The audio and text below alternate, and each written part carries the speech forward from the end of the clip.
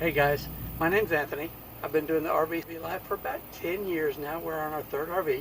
This year with the coronavirus, I saw something in the news about the big increase in people going out doing the RV camping stuff, either buying new RVs or renting RVs.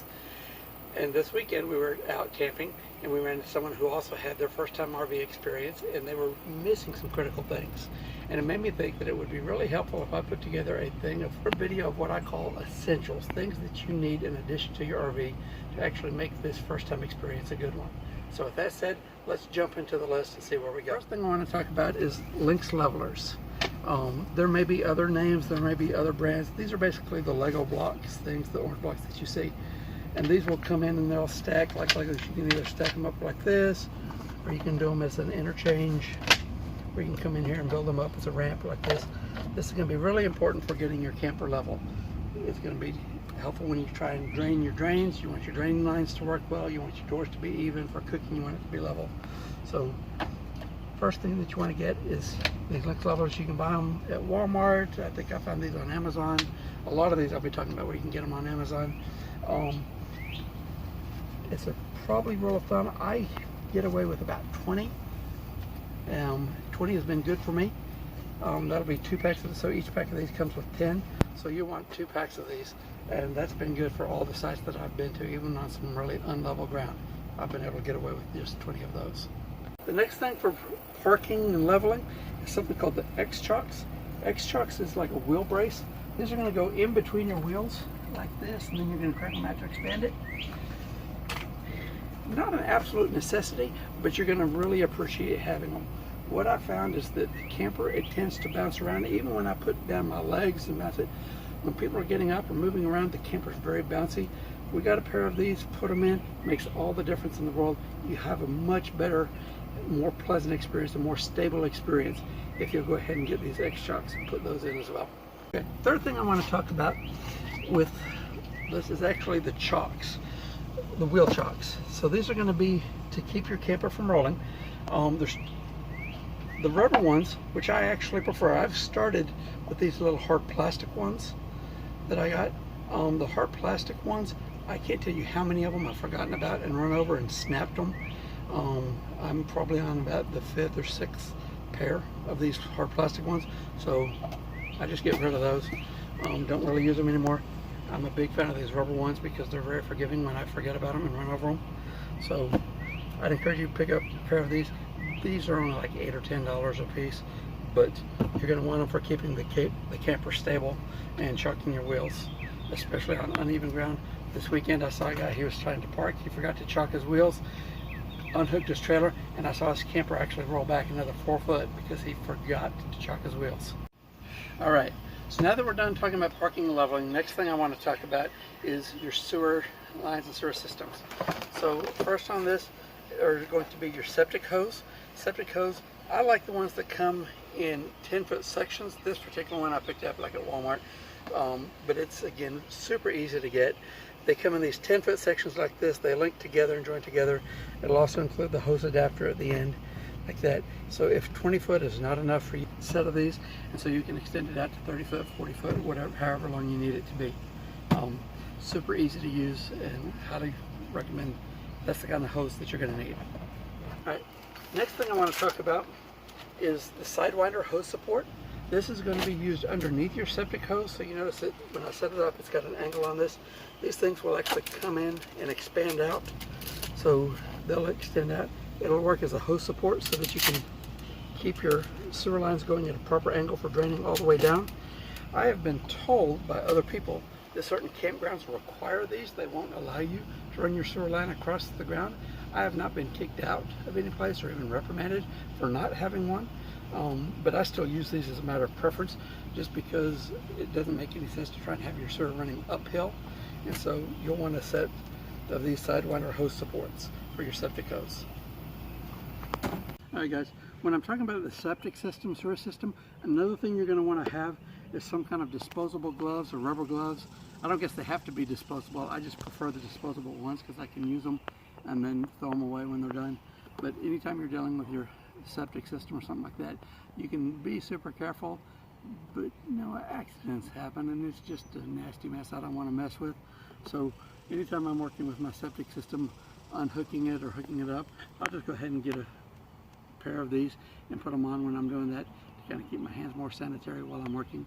So pick up a box of them. This is a box of 200 of them that I was able to pick up for a couple bucks on Amazon. So get you a pack of those also. The next thing I want to talk about for your septic system is going to be one of these holding tank rinsers. You notice it's got a clear valve. This is going to hook on to your tank for doing this. So your drain line is going to come out right through here on this, and then you're going to hook up a water hose to this. In fact, speaking of that, you want to have an extra water hose just for the purpose of hooking up to this. You don't want to hook up your standard drinking hose to this because you're going to have your septic system coming through for rinsing this out. This is going to be absolutely fantastic for rinsing out your black tank. Without this, your black tank is going to get nasty, smelly. You don't want any of that, so get one of these for doing that out. I recommend when you've got full hookups, this is great at a full hookup site because you can shoot water back up in there, let it drain back out, shoot water in there, let it drain back out, and I just keep doing that over and over and over again until my water comes out clear, and I know I've got a clean black tank. Talk about it as a drinking hose. So you're going to need a hose for your camper to hook it up to your water supply. When you're getting a drinking hose, look for one that's drinking safe. Usually it's going to be a white hose like this, but I was doing some research, and one that I found that I discovered that I like, it's called the 0G. The 0G, it's like some kind of a nylon hose, super flexible. It's kink free. This particular one is 25 feet. I bought it at Lowe's. They're available at Amazon also. I used it this last weekend. I was super impressed with this hose. I like this hose. So I would encourage you to consider the 0Gs. Like I said, they're kink free. It's nylon, seems to hold up really well. Going back to the thing when I was talking about the drain tank, when you hook those up, also if you get a couple of these, eventually you can use this and replace this, and so this one will rotate out to go on down to my flush valve, and then I'll just replace this every year. But I've been really happy with this 0G. It's an impressive hose. If you don't get that though, you go with one of these white drinking set ones. Next thing I want to talk about is a Y adapter. The Y adapter you're going to find really useful. Just put this up when you're hooking onto your water faucet, and so you're going to run one end of this to the water supply on your camper, which is going to leave the other end free so that you've got water access to your camper on the outside. I find that really useful, and so that's something that you want to get. Another component for a hose are going to be these pressure regulators. So a lot of times when you hook up, you're going to find that the water pressure at these campsites is going to be more than what the sort. By getting these small little regulators, you can get more sophisticated ones that have dials and measurements. This has been fine for me. You just want something to control the pressure going into your camper so it doesn't blow out your pipes. The component you're looking for when you go to do for your water system is this right angle hose elbow. So this is going to go into the side of your camper where it's plugging up in that.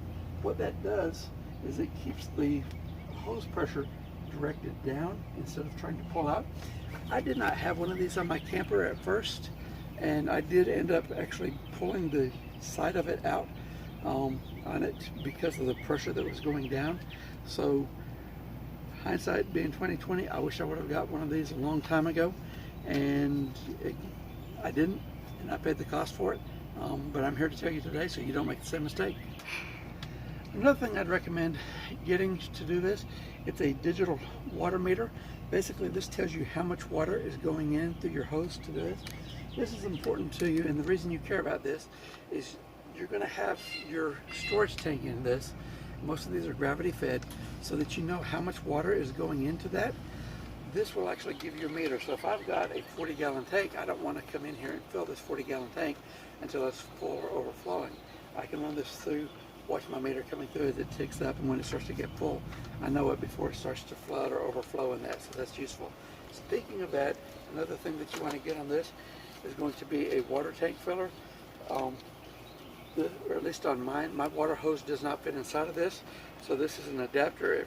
I hook this onto my hose, and then this end will slide into my tank. It's got a shut-off valve here. Makes it a lot easier for me to fill my water tank without spilling water all over. The last thing I want to talk about is going to be an RV water filter. So very, very common when I go to these water parks, especially state parks, which is where we like to stay. They don't always have the best water. The water's got a taste in it. There's colors to it. A lot of unpleasant experience. These are particularly useful. I'll go through one a season or something like that, just change it out. But, and you can see I still even got mine as just one single unit where I've got my water pressure regulator hooked onto this. But I'll run my intake going to this, so when I've got my right angle, I'll have this going into my camper. This will be hanging down. So I'll have this entire assembly just hanging down to it that I'll hook my hose into. But that way I've got a clean water supply going into my camper. So I recommend getting one of these RV water filters to go ahead and put on your camper as well. All right, moving on to talk about the electrical system. For the electrical system, there's two things I want to drop in and give you consideration for. One of these is going to be, mine has a 30 amp plug, but when it's here at the house or something like that, I want to go ahead and plug this up to my standard 110 outlet.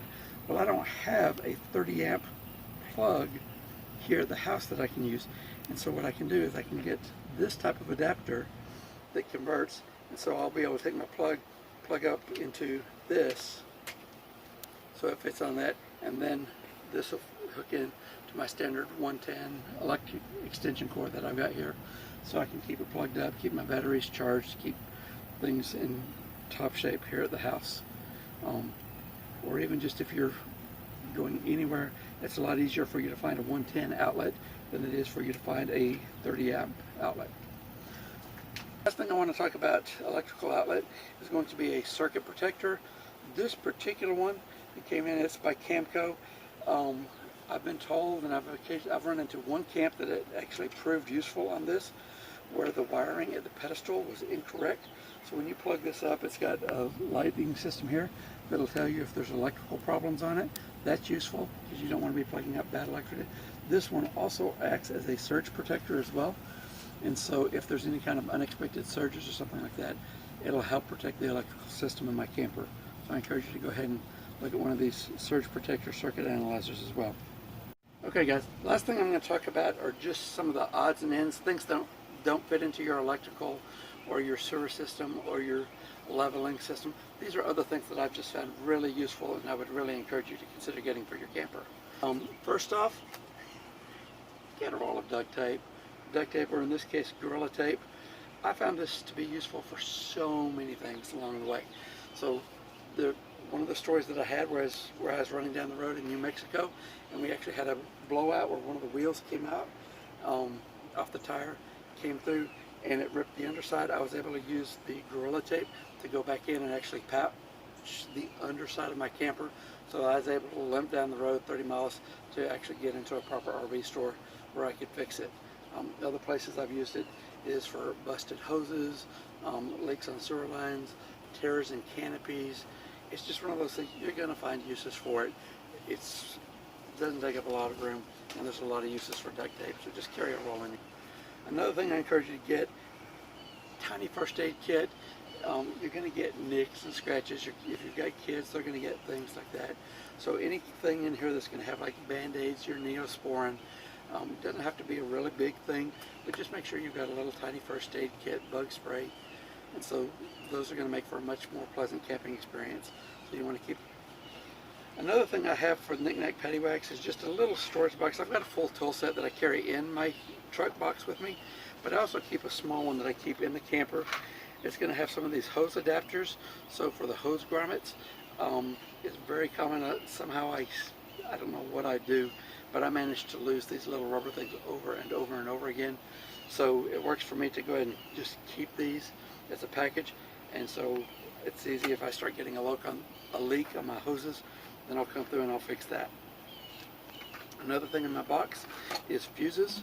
So I've got fuses for the air conditioning, for the awning, the canopies, the trailer jacks like that. And I've got all kinds of different sizes on this, but so I make sure I carry this with me. For the lights on my trailer, I got pulled over once because I had a brake light out. I didn't realize it. Turned out to be a blown fuse on that. Really easy to fix, so I encourage you to do that. Another thing that I keep in my little emergency box, these cotter pins. For some reason, these are amazingly easy to lose. And so I'll usually keep one or two in my little box in case something goes on. And then just screwdrivers, wrenches, pliers, just for little things that need to be fixed as I'm going on.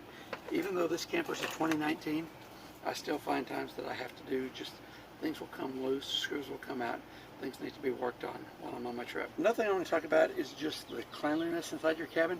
You're going to find that a little tiny broom, I mean, you can see this one is, it's small on this. I don't need anything really big, but inevitably people, you can put out doormats, and I'm going to talk about mats here in just a moment, but you're still going to end up with dirt inside your camper. Get one of these out. It's really small and easy. But you're going to be happy that you did that. Otherwise, you're going to be walking around in a dirty camper. And part of the benefit of a camper is you don't have to walk around in dirt. Speaking of that, so I made reference to a mat. So if you'll look here, we have a pretty good sized one here. You'll want to get some kind of a mat. You can even just get a small welcome mat. We prefer the larger one on the outside that you can put in front of your doorsteps. And so when people are coming in or out, they can wipe their feet. It just provides a clean place for people to wipe their shoes, wipe their feet, take their shoes off if they want to. It keeps for a cleaner camper on the inside. So I encourage you to get a mat. Another thing I want to talk about, and this is not entirely intuitive, I have a ball bat. The reason I got a ball bat is because we were at a state park in Mississippi, and there was a snake. He decided to take up residence right underneath my steps going up to the camper. And he coiled up there and he wasn't going to leave. And I didn't have a way to get rid of him. I couldn't find anything to get, and I tossed a rock at him trying to get him to move on. He didn't move. I didn't have any, I tried poking him with my broom. He didn't want to move. I needed a way to get rid of that snake, and I didn't have a way to get rid of him. And so the neighbor that I was with, he actually had a ball bat with him, and I borrowed his bat, and it worked so great for getting rid of that snake, I decided to keep it for myself. And so since then, I keep a ball bat. It's crazy. It seems to be just about the right length. I wouldn't want anything much shorter messing with a snake. That's part of the reason I don't use a fire poker or something like that to do them. But anything much longer than this, it's hard to carry around. So a ball bat really makes for a really nice utensil for keeping away unexpected surprises when you're out in the woods. All right, the last thing I want to talk about as far as extra add-ons that you want to consider, get some plastic totes for the storage. These are super easy, but you're going to find that you're going to use these a lot. So in my particular case, I'll have one that I have for all my drinking stuff. My hoses and accessories will go in one. I have all my sewer lines and my sewer equipment that I keep in another one, totally a different tote. I have another one that I use, well, that one's my sewer line. This one's just for games and toys and stuff like that, lights and balls for the kids. But these boxes are super useful for taking stuff in and out of the box, and it just provides for great organization, and it lets me store more stuff in there and move stuff around rather easily. Guys, something else that you're going to want to have for your camper that I consider to be essential, has nothing to do with your comfort, but it's going to keep your systems working in good shape, are these little screens that go over the vents. So in this case, these are the screens that go across the exhaust vents. And for my furnace, and over on the other side, I've got another screen that I use that goes over and protects my water heater. These screens are going to keep the wasps and dirt daubers from coming up in there and building nests. And so it just keeps the bugs and the pests from going up in there and building inside your camper, and you don't need that. Guys, so that's it for some of the gear that I found really useful. Hopefully this helps you. If you're looking at this, take a look through these, consider what kind of things that you're going to want. Everything that I've given you on this list are things that I consider to be essential. If I don't have these, I find that I end up having problems on my trip, or I find that I wish that I did have them. Inevitably, everything that I've given you on this list, at some point I didn't have it, and it caused me problems because I didn't have it, so I ended up getting it, and I haven't had problems or issues since. So have fun, stay safe,